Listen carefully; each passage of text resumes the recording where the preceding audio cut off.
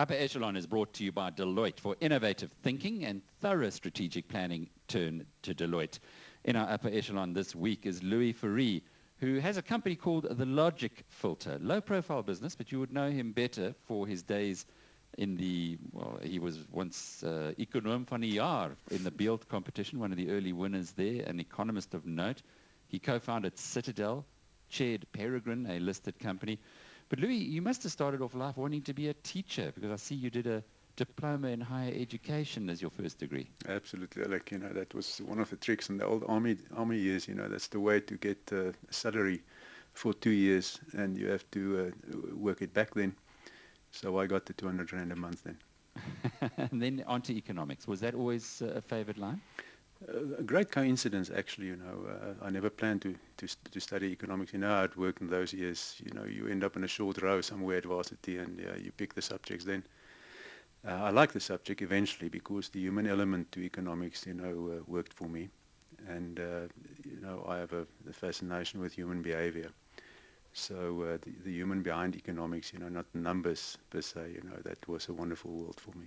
Were you an Adam Smith fan? Yeah, I liked the thing, and especially the fact that many old economists eventually wrote stories about happiness. That struck me as well.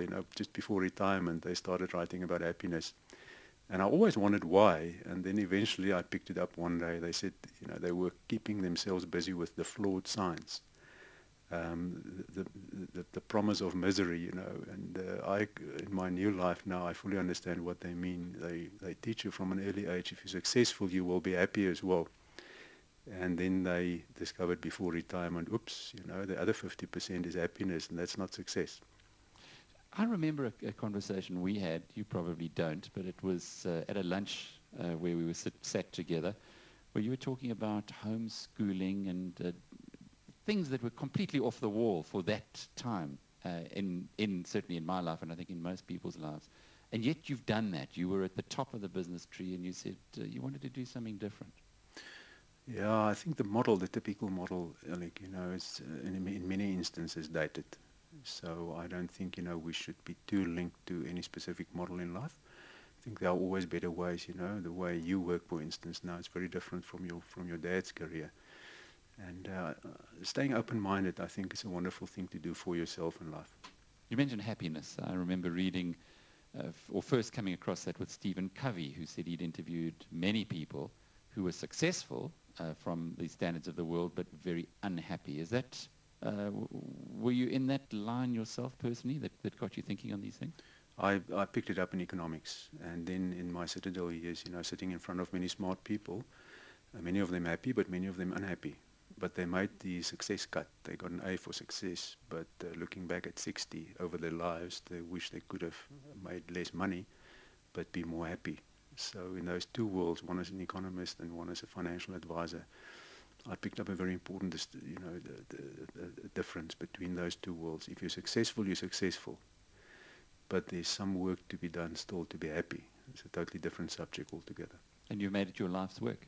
Yeah, I do my best now to help young professionals not to step into the same trap and serve both worlds, to get an A for happiness and an A for success.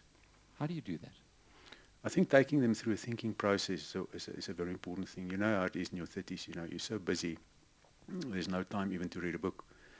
And to pause them for a few days, I use 8 days over a year, sitting with them around a table, working through a program I've designed, and to just actually force them to stop and think again about their lives and think about their futures, because your future is the place where you're going to spend most of your time. And the model you may have in your head at this point in time may have flaws in it. So for an old toppie, to stop with them and take them through a thinking process and a grit to think about again. In the end, you can just influence them. They still have to make their own decisions. But I think a decision-making pattern you take with you in your life is a very important thing. You've been doing it for a few years now. It's 5. Have you seen some notable successes? Yes, I've seen great successes. The success story, people are on track with success. it's a funny phenomenon, but talented people from a very early age are groomed for success, and they teach them how to work hard and how to be smart and so on. So there's not too much work to be done to help people to be successful, talented people. But on the happiness front, it's a paradox. It's as if talented people are more prone to unhappiness because they're so biased towards success. So on that side, I've seen great results, of people stabilizing their lives and preventing damage from happening. And a small thing, but they start to attend to their kids in a different way when they're still babies, because in your 30s you have this young marriage, you have small kids, and in South Africa people have huge responsibilities in their 30s these days. You remind me a lot, looking at your life, of what Warren Buffett often he's asked at the Berkshire Hathaway annual general meeting about happiness, about life, and ideas that he would have there. And one of the things that stuck with me was he talks about the most important decision you can ever make is who you marry. Now, you've been married 29 years, and you've got your son actually in the business as well. That's got to be a big tick next to your definition of happiness. Yeah, Warren, I've just finished his book Snowball, and I've learned such a lot about being successful and being happy, and I'm just busy with Steve Jobs' book now as well, and looking at those figureheads through this lens, of happiness and success. It's a great story to read. And Warren, at a later age in his life, he came to the conclusion, sure, I'm very wealthy now, everything worked out, but there's still something to serve here, and that's called happiness. And in the end, the money can actually not buy that part of life. Money can buy a lot, but it cannot buy something on the inside. And happiness is an inside job, You have to work it on the inside, and money cannot reach the inside. But you must have got real lucky in finding your soulmates at such an early stage. It was, again, getting back to what Warren says about marriage being such an important, or who you marry being such an important decision. Most people at that stage of their lives are not thinking that way.